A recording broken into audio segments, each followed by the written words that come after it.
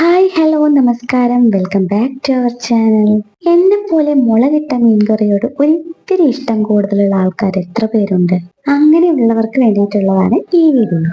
അപ്പോൾ നമുക്ക് അങ്ങോട്ട് തുടങ്ങാലേ. അപ്പോൾ നമുക്ക് ഇനി കുറച്ച് വിശേഷം പറയാം. മോത മീനാണ് നമുക്ക് കിട്ടിയത്. വാൽക്കഷ്ണാണ് വാങ്ങിയത്. എപ്പോൾ മോത കാണുകയാണെങ്കിലും നമ്മൾ മേടിക്കാറുണ്ട് കേട്ടോ. ഇവിടെ അനന്തൂന് മോത ഭയങ്കര ഇഷ്ടമാണ്. അതുകൊണ്ട് തന്നെ ഇത് കാണുമ്പോൾ മേടിക്കാറുണ്ട്. 400 രൂപയാണ് ഈ ഒരു മോത മീനിന്.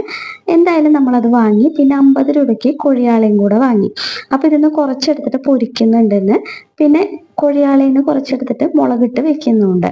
ബാക്കി എടുത്തിട്ട് മാറ്റി വെച്ചിട്ടുണ്ട്. അതിന്ന് നാളെ കുറച്ച് മുള്ള് എടുത്തിട്ട് മുള്ളും കുറച്ച് അതിൻ്റെ മാംസവും എടുത്തിട്ട് എന്ത് ചെയ്യും, നാളെ ഒരു കറി ഉണ്ടാക്കും, ബാക്കി പൊരിക്കും. അങ്ങനെ 2-3 ദിവസമായിട്ട് നമ്മൾ ഈ മോതേനെ നമ്മൾ മാക്സിമം യൂട്ടിലൈസ് ചെയ്യും.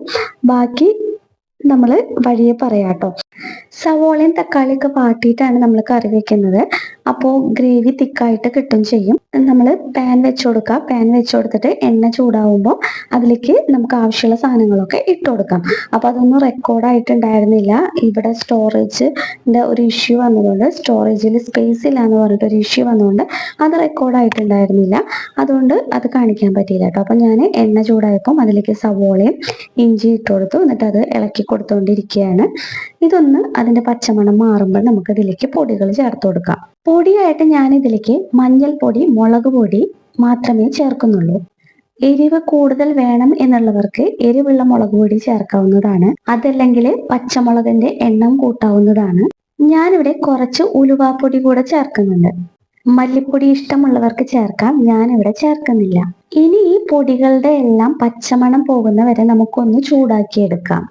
ഇനി ഇതിലേക്ക് ഒരു തക്കാളി ചേർത്ത് നന്നായിട്ട് മിക്സ് ചെയ്യാം. തക്കാളി ഒരു 2 മിനിറ്റ് ഒന്ന് വഴറ്റി കൊടുത്തതിന് ശേഷം ഇതിലേക്ക് ഞാൻ കുറച്ച് പുളിവെള്ളം കൂടെ ചേർത്ത് കൊടുക്കുന്നുണ്ട്.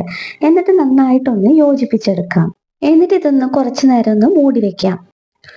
ഒരു 2 മിനിറ്റ് മൂടി വെച്ച് കുറച്ച് സിമ്മിലിട്ട് കഴിഞ്ഞ് തുറന്ന് നോക്കുമ്പോൾ ദാ നമ്മുടെ തക്കാളിയും സവോളയൊക്കെ ദാ ഈ ഒരു പരുവമായിട്ടുണ്ടാവും. ഇനി നമുക്ക് ചൂടാറിയിട്ട് നമുക്കൊന്ന് മിക്സിയിൽ അരച്ചെടുക്കാം. ഇനി നമുക്ക് പൊരിക്കാനുള്ള മസാല ചേർക്കാം. മഞ്ഞൾപ്പൊടി, മുളക് പൊടി, കുരുമുളക് പൊടി, പിന്നെ ആവശ്യത്തിനുള്ള ഉപ്പും. ഇത്രയും മാത്രമേ ഞാൻ ചേർക്കുന്നുള്ളൂ. ഗരം മസാല ഇല്ലാത്തതുകൊണ്ട് ഞാൻ ഗരം മസാല ചേർക്കുന്നില്ല. നന്നായി കൈകൊണ്ട് മിക്സ് ചെയ്തിട്ട് അങ്ങോട്ട് മാറ്റി വെക്കാം. എന്നിട്ട് നമുക്ക് മീൻ കറിയുടെ പരിപാടി നോക്കാം. അങ്ങനെ ദാ മീൻ ചട്ടി അടുപ്പത്ത് വെച്ചിട്ടുണ്ട്. മീൻ കറിക്കുള്ള പേസ്റ്റ് ഇവിടെ റെഡിയാണ്. ഇതുപോലെ ചെയ്തിട്ടുണ്ടെങ്കിൽ നല്ല തിക്ക് ഗ്രേവി നമുക്ക് കിട്ടും.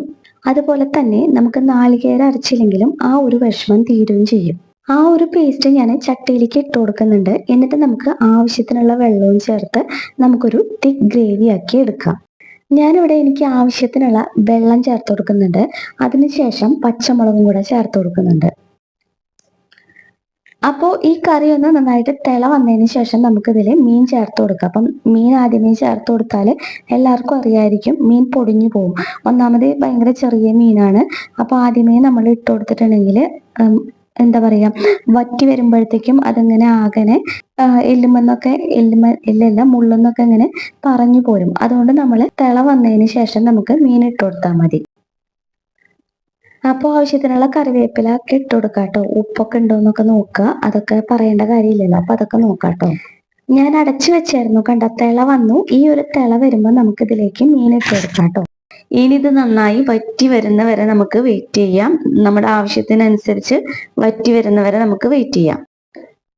മീൻ മുളകിട്ടിട്ട് പല രീതിയിൽ വെക്കാം. മുളകിട്ടിട്ട് എന്ന് വെച്ചാൽ കോൽപ്പുളി ഇട്ടിട്ട് വെക്കാം, കുടംപുളി ഇട്ടിട്ട് വെക്കാം, ഇരുമ്പാമ്പുളി ഇട്ടിട്ട് വെക്കാം, പിന്നെ ചെറിയുള്ളി ഇട്ടിട്ട് വെക്കാം. അപ്പോൾ പല രീതിയിൽ വെക്കാം. അപ്പോൾ ഈ ഒരു രീതിയിൽ വെച്ചപ്പം എനിക്ക് ഇഷ്ടമായിട്ടുണ്ടായിരുന്നു. പിന്നെ ഗ്രേവി നല്ല തിക്കായിട്ട് കിട്ടിയിട്ടുണ്ടായിരുന്നു. അപ്പം ഞാൻ ഇടയ്ക്ക് ഈ ഒരു രീതിയിൽ വീട്ടിൽ വെക്കാറുണ്ടായിരുന്നു. അതുകൊണ്ടാണ് ഞാൻ നിങ്ങളായിട്ട് ഷെയർ ചെയ്തിട്ടോ. അപ്പോൾ ഇതാ ഇപ്പം നല്ല തിക്കായിട്ട് നമ്മുടെ നന്നായി തിളച്ച് ഗ്രേവീൻ്റെ മറ്റേ ആ ഒരു കളറൊക്കെ നന്നായിട്ട് ചേഞ്ച് ആയിട്ട് വന്നിട്ടുണ്ട്. അപ്പോൾ ഇനി ഇതിലേക്ക് ഞാൻ എന്താ പറയുക, കുറച്ച് പച്ച വെളിച്ചെണ്ണയും കൂടെ ഒഴിച്ചു കൊടുക്കുന്നുണ്ട്. അത് വേണമെന്നുള്ളവർ ചെയ്താൽ മതി കേട്ടോ. നമ്മളെന്തായാലും വെളിച്ചെണ്ണയിലൊക്കെയാണ് വഴറ്റിയെടുത്തത്. എന്നാലും പച്ച വെളിച്ചെണ്ണ ഇങ്ങനെ തിളച്ചുകൊണ്ടിരിക്കുമ്പോൾ ഒഴിച്ചു കൊടുക്കുമ്പോൾ ഒരു പ്രത്യേക ടേസ്റ്റാണ്. പച്ച വെളിച്ചെണ്ണയും വേണമെങ്കിൽ കുറച്ച് കറിവേപ്പിലയും കൂടെ നമുക്ക് ഇട്ട് കൊടുക്കാം. എന്നിട്ട് അടച്ചു വെക്കാം. ഈ വീഡിയോ കണ്ടിട്ട് ഇതുപോലെ ആർക്കെങ്കിലും വെക്കാൻ തോന്നുന്നുണ്ടെങ്കിൽ ഒന്ന് ട്രൈ ചെയ്ത് നോക്കണേ. എന്നിട്ട് നിങ്ങളുടെ അഭിപ്രായങ്ങൾ കമന്റ്സ് ബോക്സിൽ ഒന്ന് അറിയിക്കുക കേട്ടോ. വീഡിയോ ഇഷ്ടമാവണമെങ്കിൽ ലൈക്ക് ചെയ്യാനും സബ്സ്ക്രൈബ് ചെയ്യാതെ കാണുന്നവരുണ്ടെങ്കിൽ ഒന്ന് സബ്സ്ക്രൈബ് ചെയ്ത് സപ്പോർട്ട് ചെയ്യാനും മറക്കരുതേ. അപ്പോൾ മറ്റൊരു വീഡിയോ ആയിട്ട് നമുക്ക് വീണ്ടും കാണാം. അതുവരെ ബൈ.